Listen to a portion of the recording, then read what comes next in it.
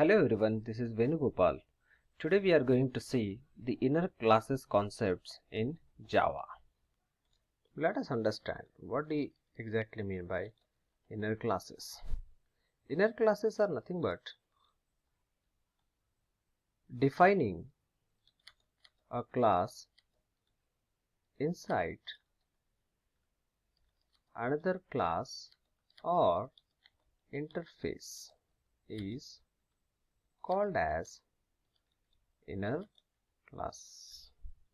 This is the simpler, straightforward definition of inner classes. A class which defined inside another class or interface is called as a inner classes. The syntax of inner classes is like that. Class, suppose I will declare like outer. Outer is one class. Inside this I will declare one more class, class inner.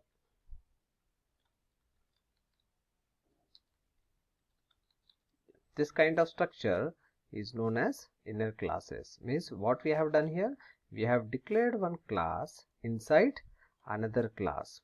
This concept is called as a inner classes. This is also called as, I hope you have guessed, nested classes. Nested classes.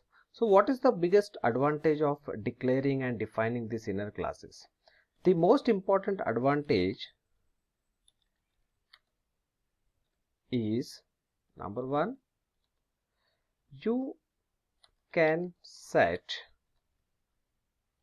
dependency of objects. We will see practically what exactly mean by a dependency of objects. Means one object is depend on the another object. Okay, so if I want to explain in this model, how we are going to explain? Suppose if I want to access anything inside this inner class, right? So first of all I need to set the object of outer class, then I will access the methods of the inner classes or variables of inner classes. That concept is called as setting dependency of objects. Second is, you can provide security. As we are seeing here, if I want to access the methods or anything inside this class, I need to access first, or I need to take the permission of the outer class first, then only I can access the content of the inner classes. So this concept is called what? It's a security aspect. And third thing is, if you want to access object, or you can say that if you want to access a methods without creating object for non-static classes, that you can do. Non-static classes means the classes which are not defined by using a static keyword. Those classes are called as a non-static classes, and you can access all the methods of that non-static methods by using directly class name. That means without creating the object of that particular class. So these are the three main advantages of why we are using the inner classes concept. Now we will do one program so that you can understand practically. For this, we'll go for the Eclipse. We'll create one Java project. Project name we will give like inner classes. Click on finish. Now inside this inner classes, we will create one class for demonstration purpose. We'll give one package name com.inner classes program, suppose. Then we will give a class name as inner classes, inner class. and later I will include this public static void method, and till then we will implement this class. So this is my inner class. Suppose, sorry, actually I should name this as a outer class. So we will right click on this, we'll go to the source,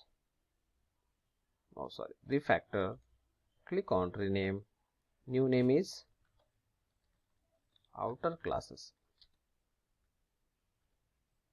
just to better understand. Now it has changed to outer classes. Now what we will do, we will declare one more class, public class inner class.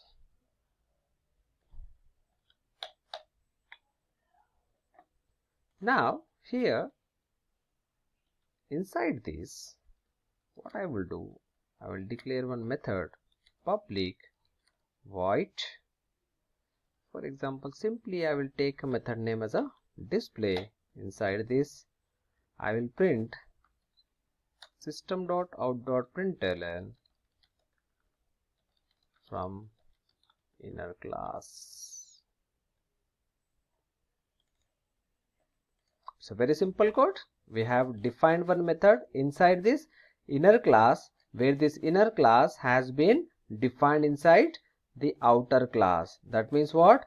A class which is defined inside another class. So this concept is called as inner class. Now inside this we will write one main method, public static void main, then string, and any argument you can pass, any variable name. Now here, now what we need to do, as we have said earlier in our description, that we can set the object dependency of the inner by using the inner classes. That means what? If I want to access this inner class, I can't directly access this inner classes until and unless I will create the object of this outer class.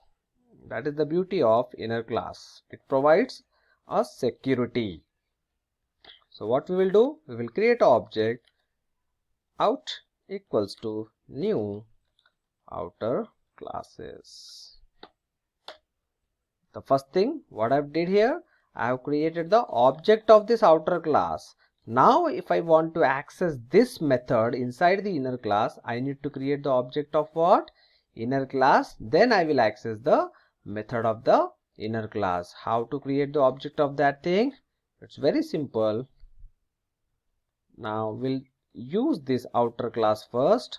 Outer class classes dot, because we want to access now inner classes, we want to create the object of inner classes.